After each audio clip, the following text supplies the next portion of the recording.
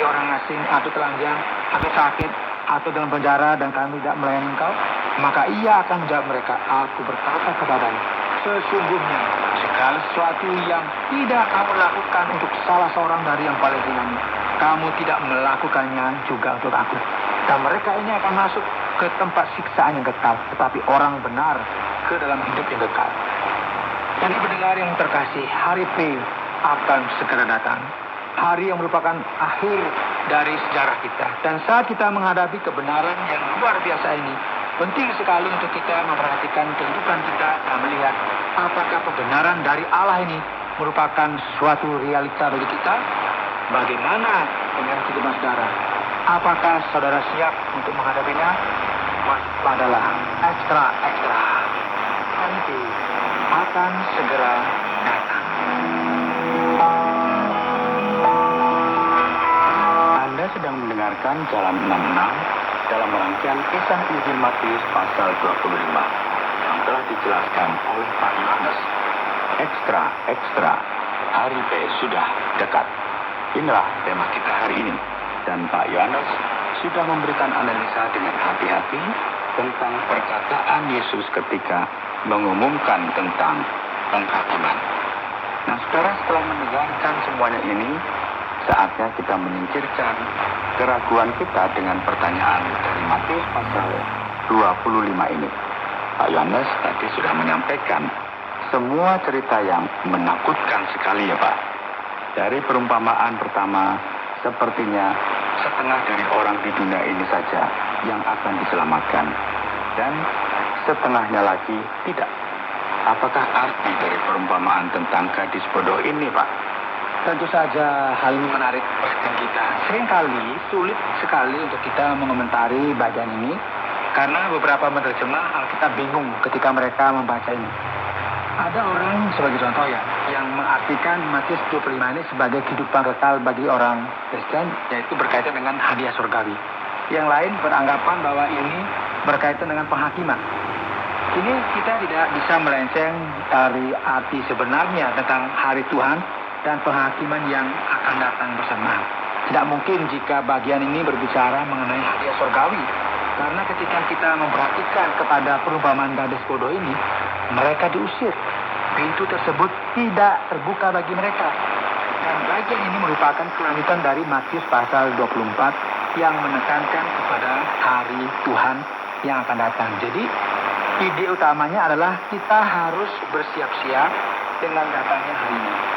Jadi ada sesuatu yang penting yang harus kita mengerti dalam konteks Alkitab. Banyak orang membaca perumpamaan ini berpikir bahwa setiap detil dalam perumpamaan ini memiliki arti khusus. Tidaklah benar demikian. Sebuah perumpamaan memiliki tujuan untuk mengajar suatu kebenaran. Sebagai contoh, jika kita berpikir bahwa minyak pelita tersebut melambangkan Roh Kudus, atau berpikir bahwa gadis-gadis tersebut melambangkan separuh dari umat manusia akan diselamatkan, dan separuh lagi akan dihukum, atau setengah akan diangkat dan setengah lagi tinggal di bumi, ini merupakan cara berpikir yang keliru. Figur dalam perumpamaan ini hanyalah ornamen. Figur yang membuat perumpamaan tersebut menjadi lebih kaya tanpa adanya tujuan untuk menyelipkan makna yang lain. Oleh karena itu, perumpamaan 10 gadis ini mengajarkan kepada kita bahwa mereka yang akan diselamatkan akan menantikan kedatangan Kristus yang kedua kali dan siap untuk menyambut kedatangannya. Ini merupakan orang yang akan bersama-sama dengan mempelai laki-laki yaitu Tuhan itu sendiri. Dan mereka yang ditinggalkan tidak menyangka hal ini akan terjadi. Mereka tidak siap sehingga mereka ditinggalkan.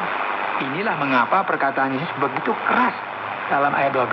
Aku berkata kepadamu, sesungguhnya aku tidak mengenal kamu. Ada banyak orang tidak menyadari hal ini, Pak. Tepat sekali.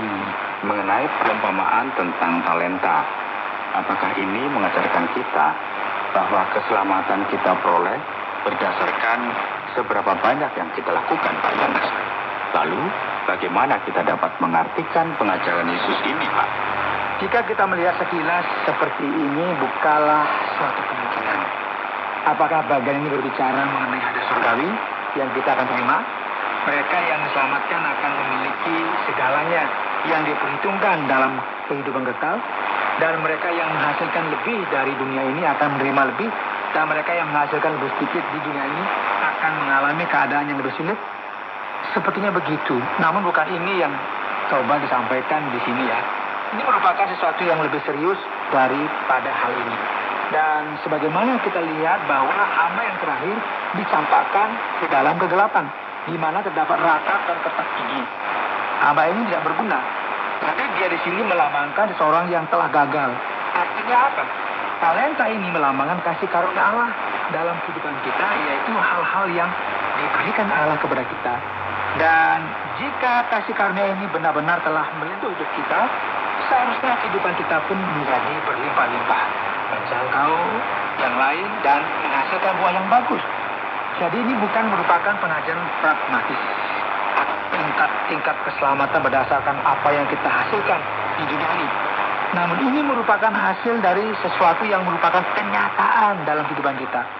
Poin utamanya adalah keseluruhan perumpamaan ini ditujukan melalui jawaban yang diberikan oleh hamba yang terakhir. Karena ia menyatakan bahwa cara pandangnya terhadap tuannya sudah keluar jalur. Cara pandangnya terhadap Allah tidak benar. Ia beranggapan bahwa Allah terlalu buntut. Dan oleh sebab itu ia mengembalikan apa yang telah ia sembunyikan sebelumnya.